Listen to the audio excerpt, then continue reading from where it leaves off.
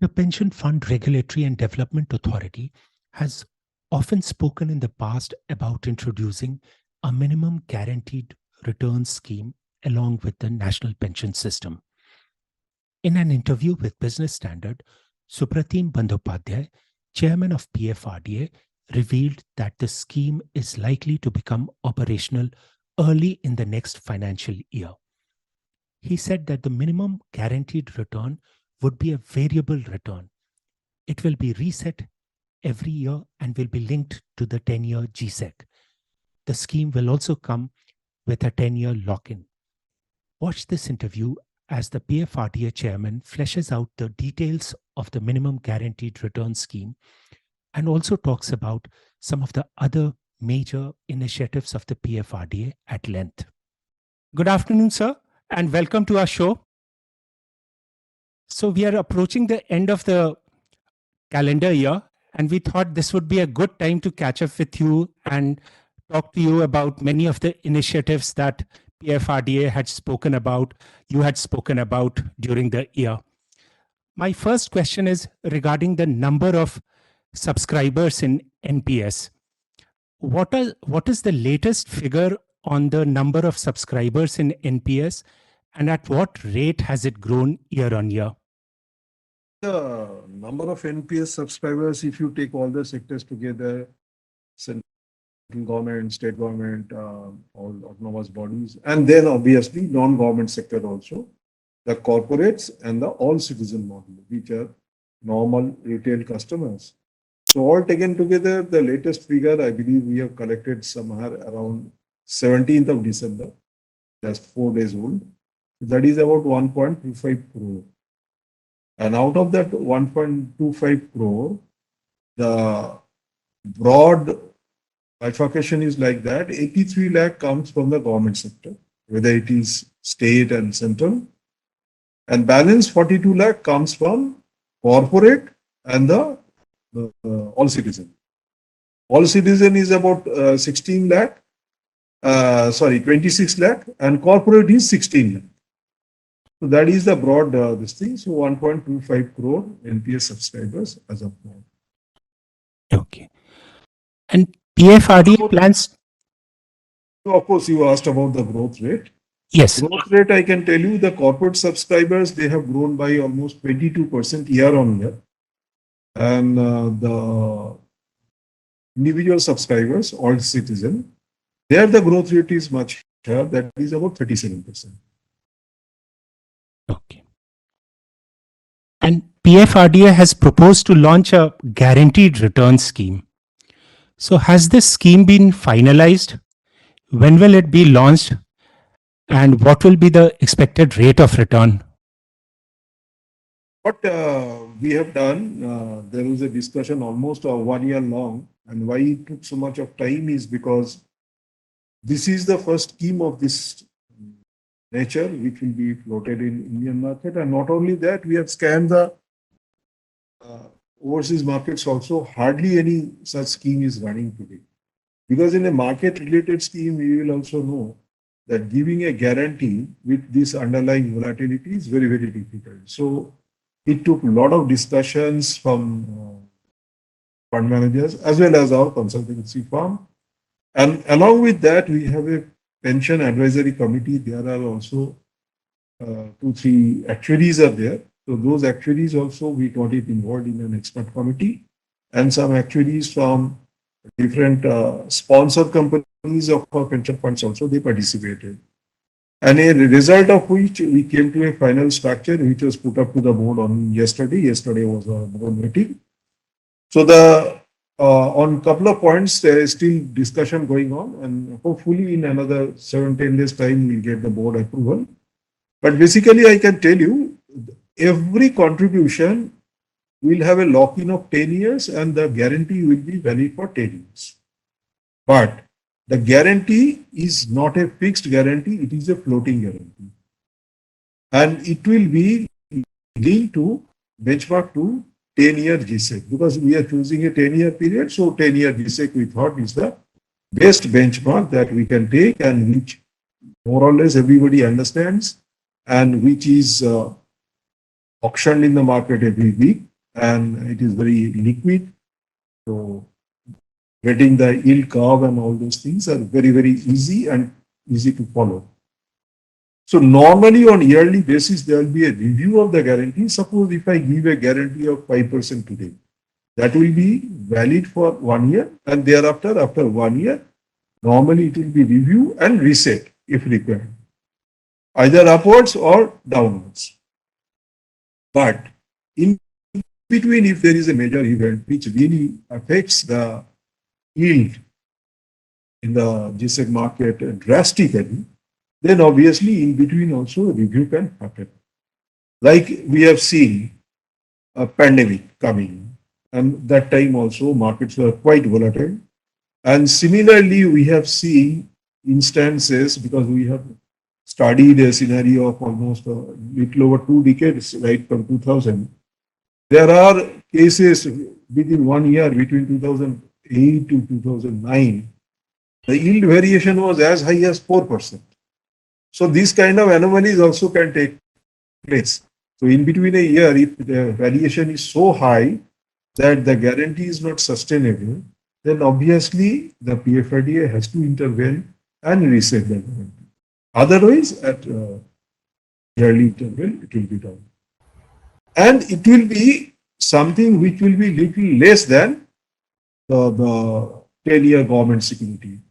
Today, if you look at the government security annualized rates, whatever is going at, it will be close to, say, 7.5. Maybe it will be 7.3234, but that is half yearly. So annualized is close to 7.5. So we are keeping a margin of anything between 2.5 to 3.5%. So board will be giving this thing to the chairman to decide, depending on the market situation, whether it will be 2.5 or 3.5. If we put a 2.5, then the minimum downside guarantee is 5%. So if it goes beyond 5% under any circumstances, the fund manager has to make it good. Okay.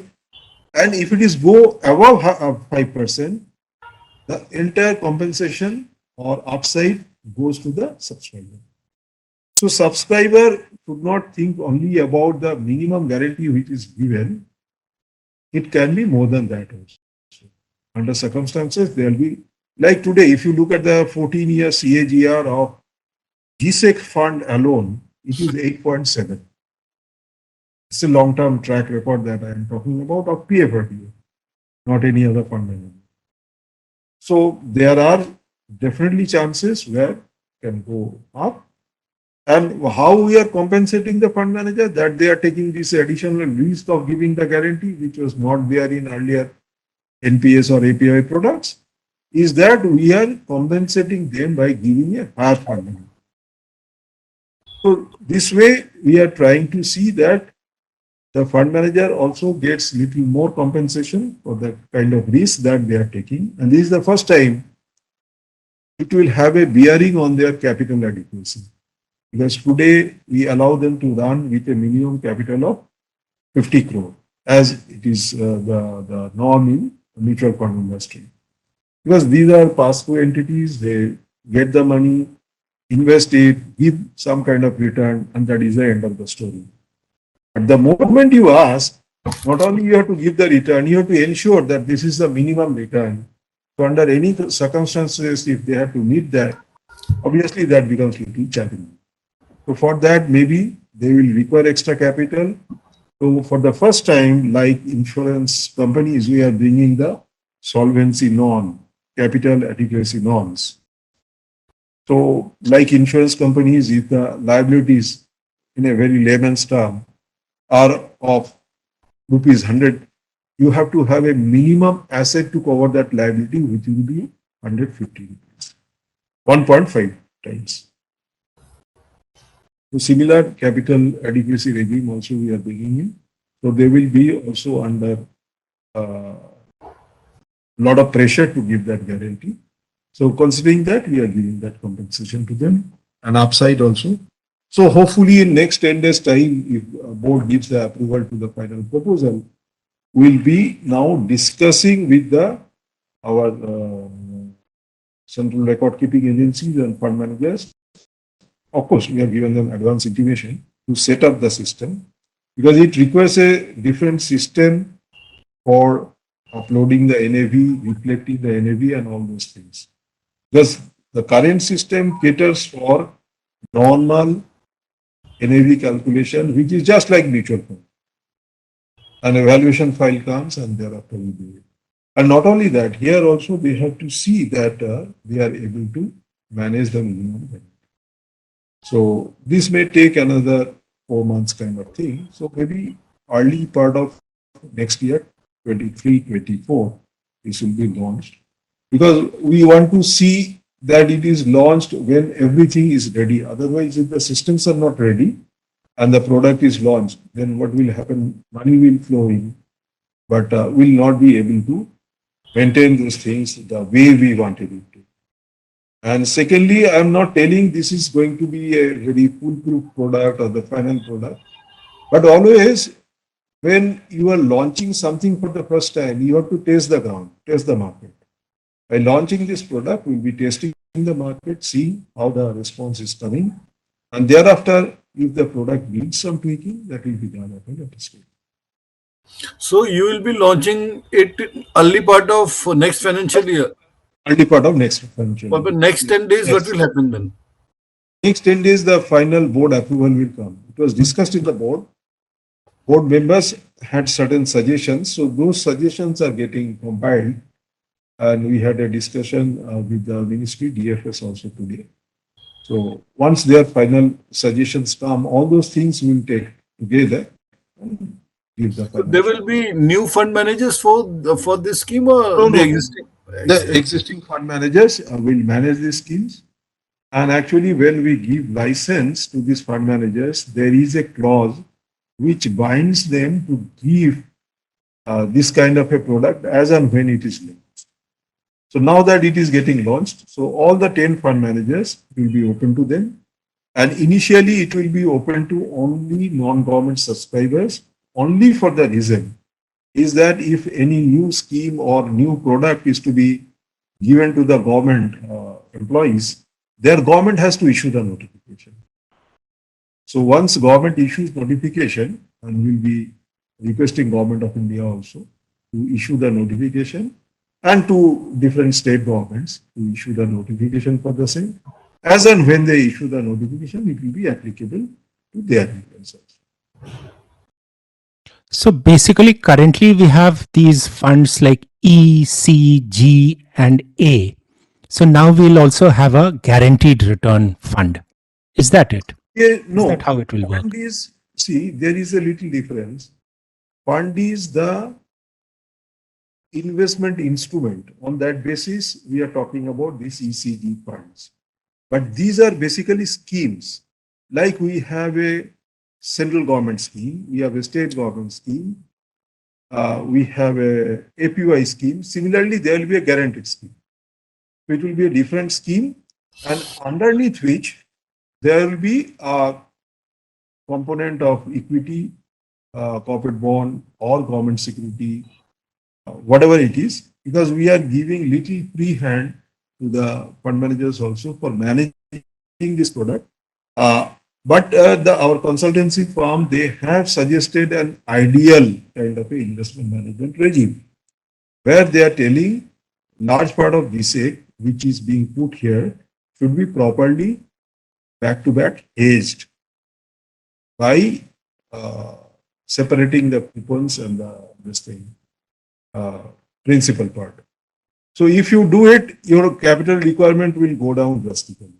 But if somebody does not want to do proper hedging, maybe their capital requirement will be more. But we are giving that liberty to the fund managers and telling them very clearly, if you go for a partially unhedged kind of a policy, maybe your capital requirement is going to be more. So please take care and go ahead. Okay. So recently you also made changes to the withdrawal form. The withdrawal form also became the annuity proposal form. Could you speak about this initiative, please? Because for some time we have been watching that as and when people are going out of the scheme. You will be surprised to know it seems NPS is a recent this thing happening only, but already 1 lakh people they are enjoying annuity. They have gone out of the scheme because maybe there are early retirements and maybe people who are there in government service, they were absorbed in those cadres at a higher age. So within 10, 15 years also people are going on. So when they go out, the normal system says that since they are going under another regulatory regime, because annuities are given by life insurance companies which are managed by or regulated by IRDA. So again, they have to submit a new form, application form, KYC documents, everything. So we have been discussing with IRDA for quite some time, and recently in July, we had a one-to-one meeting with the IRDA chairman himself, Mr. Panda, and with some top annuity providers. And we told them that if you give this kind of a facility, that helps our people. Because our people have no other option. They have to take annuity only. And again, you will be surprised to know, almost 4.5 lakh people are retiring in next 5 years from the system. And that will generate annuity business of not less than 11,000 crore. So I said that all the annuity service providers, they also have really interest in this because they are your captive customers. They live here and they go and join with 40% of their workers. So in that case, if you make this exit process little smooth and seamless, that will help. So now, I think September itself, after that meeting, they have issued that instruction, and it is now becoming easier. Whatever KYC they do at PFRDA level and the exit form that they submit here, that is taken as their entry form, without them going through another round of application, KYC and all. So that becomes easier for people. Another announcement that PFRDA made this year was to allow investors to change their investment pattern 4 times in a year. Has this been implemented? And why have you made this change? Actually, we are also getting stakeholder feedbacks, especially from big corporates and all that. That's those who are aware about the markets, they want a little more flexibility.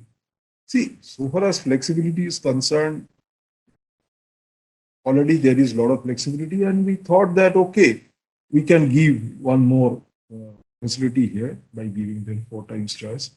How many people will ultimately use it, we do not know really. Because enablement in the system is one thing, and people actually enjoying that benefit is another thing. And whenever 4 times they are doing, only one word of caution I want to tell about those investors, that this is not a equity investment that you are doing for a short time and this thing. This is a long-term investment. So whatever decision you are taking today, let it be there for some time till you really can assess the effect of that choice.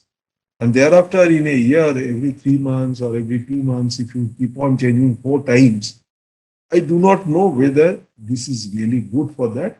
But for the sake of enabling, we have enabled in the system. If somebody wants to do it, they can do it. So, does the change in investment pattern refer to asset allocation? Yes. Can Exactly. one also change the pension fund manager 4 times? Pension fund manager, we have only allowed one time.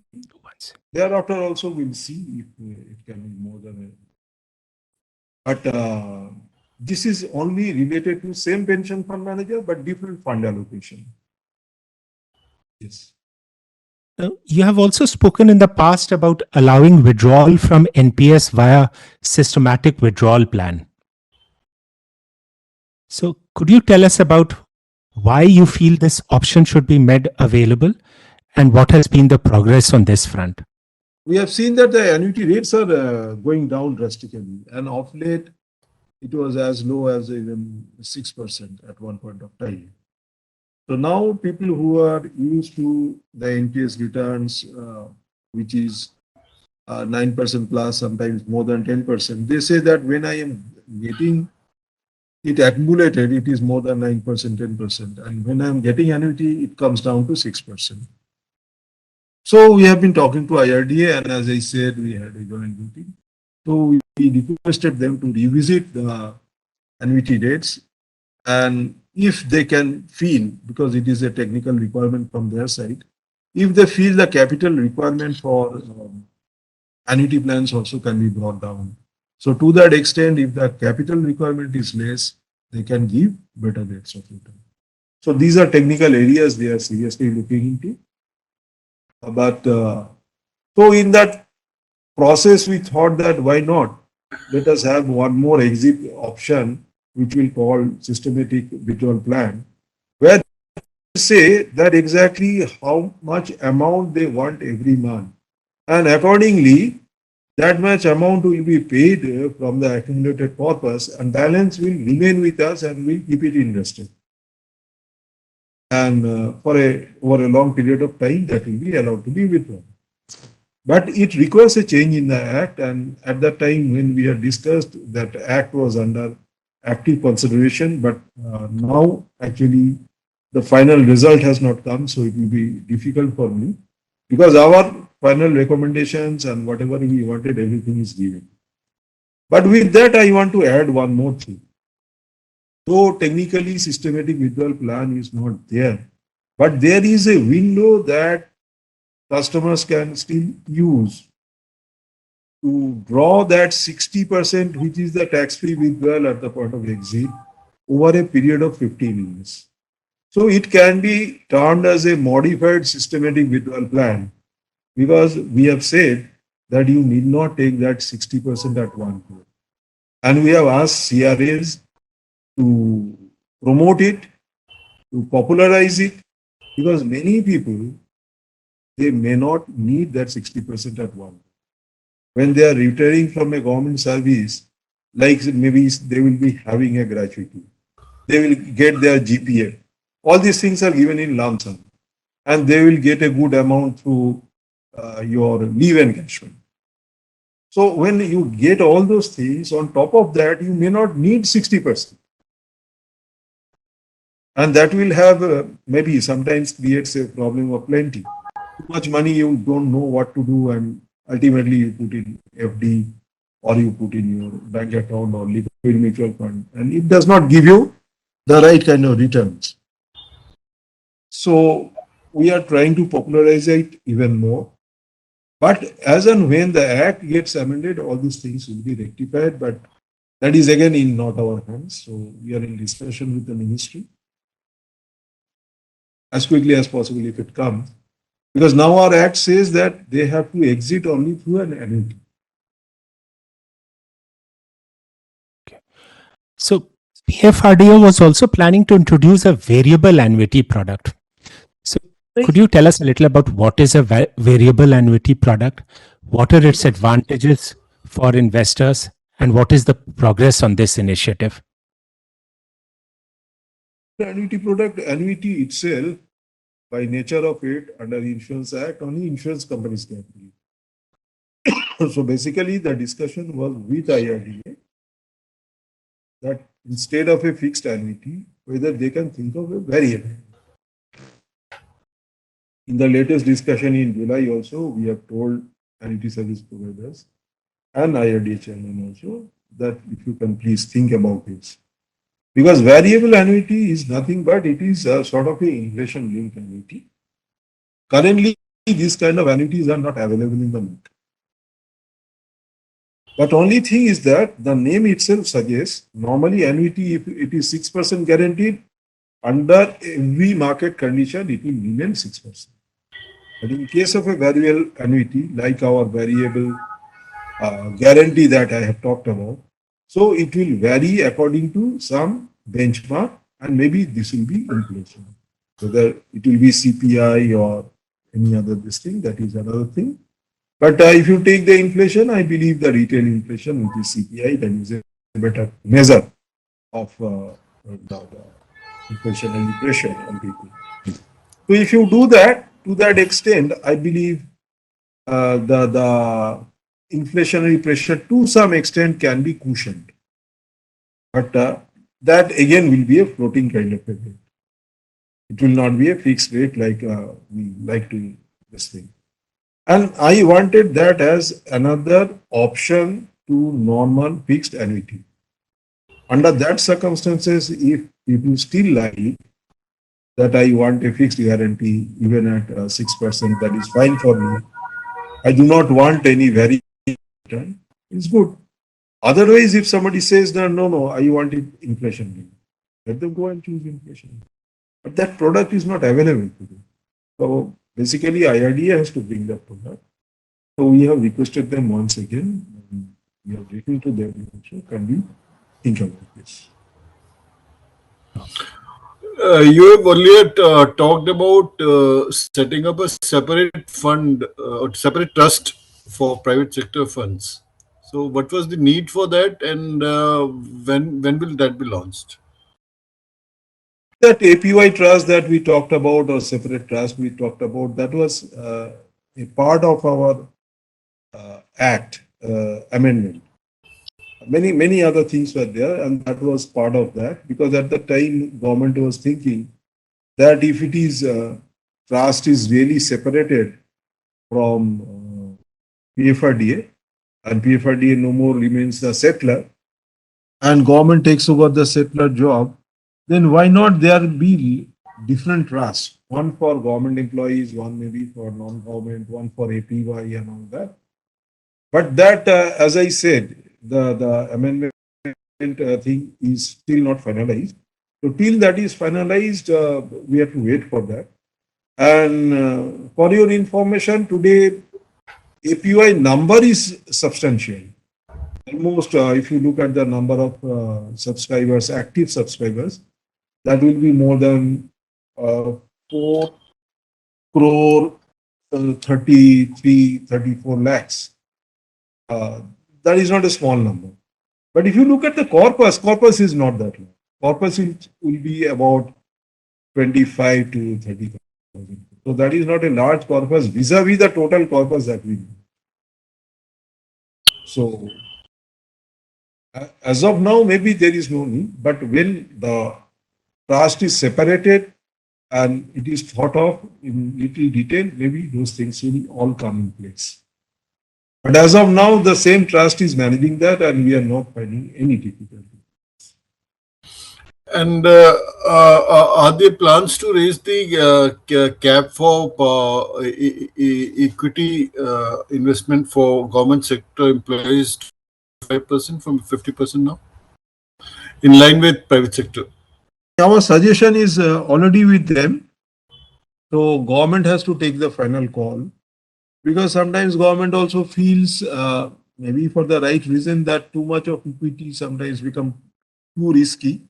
And if people without proper understanding, they come and do it, and because of the huge volatility in the equity market, if they suffer loss to that extent, so that may not be right. So it is better to play safe.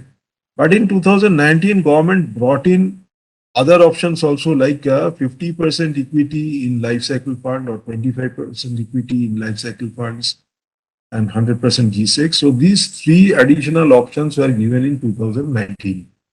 Earlier only, before 2019, it was only that same default fund which was allowed to everybody, and they never had a choice. So now that these options are given, so we are also requesting the government that please look into it. And if young people who are joining today and they are quite savvy about these things, they want to take an exposure, you let them take, because our long-term equity returns are at least close to 3.5% more than our corporate bond return. So, and it is proved in every circumstances over a long period of time, equity always beats other investment class. So that is a sort of a considered risk that they have to take and decide for government employees. But our request will always be there with them to do it. How many organizations which are not mandatorily required to join EPF have shifted to NPS? There'll be so about 60, little over 60 central public sector enterprises, they have shifted to us. And those who are not mandatorily required to join, what happens, Mr. Dashmana? Actually, they feel that the EPFO is going on for quite some time. Let us be with EPFO, even they are not mandatorily required to do so. So they are continuing with them. So that exact number will not be there, but corporates, a large number of corporates have joined us. But basically, the employees are coming on voluntary basis, and even if PF benefits are there in those organizations, they are adding NPS also to their retirement benefits. So they are coming and joining on voluntary basis. But that number, what you are asking, that those who are not mandatorily under this thing, that data is not immediately available with us. Going back to a minimum assured return scheme, will that product help state governments assuage their employees, which who are forcing the state governments to go back to old pension system? I'm telling it is very difficult to say what will be their view on that. Let the product be out in the market, and thereafter we'll get the opinion. But I really do not know at this point of time whether. Okay. And sir, what happens to the fund which of the states who have shifted to OPS, but what happened to their NPS funds? What we stated, and it came out in the papers also, as per our regulations, we cannot part away with the existing contribution which was made and which has accumulated and lying with us back to the state government under any circumstances. Because our regulations are very clear under what circumstances we can give it back. One is premature retirement, one is death, and one is obviously the exit, which is at 60 years of age. So these three circumstances only we can give the money back, and that too to the individual. Okay. Once the money comes, somebody cannot claim that this is my employer's share, you give it back to me. Because it has become an individual account. Okay. Because it is for the benefit of all the individual employees. And you have seen what Madam Finance Minister also has stated very clearly. These are the property of the employees. And actually, she has quoted our act and our regulations, exit regulations. So, as per that, we cannot give it back, and it is still lying with us. Thank you, sir. Thank you, Mr. Singh. Thank you so much, sir. It has been a pleasure. We have learned a lot about the various initiatives of PFRDA, and I'm sure our viewers will also gain a lot from viewing this interaction. Thank you so much and have a good day.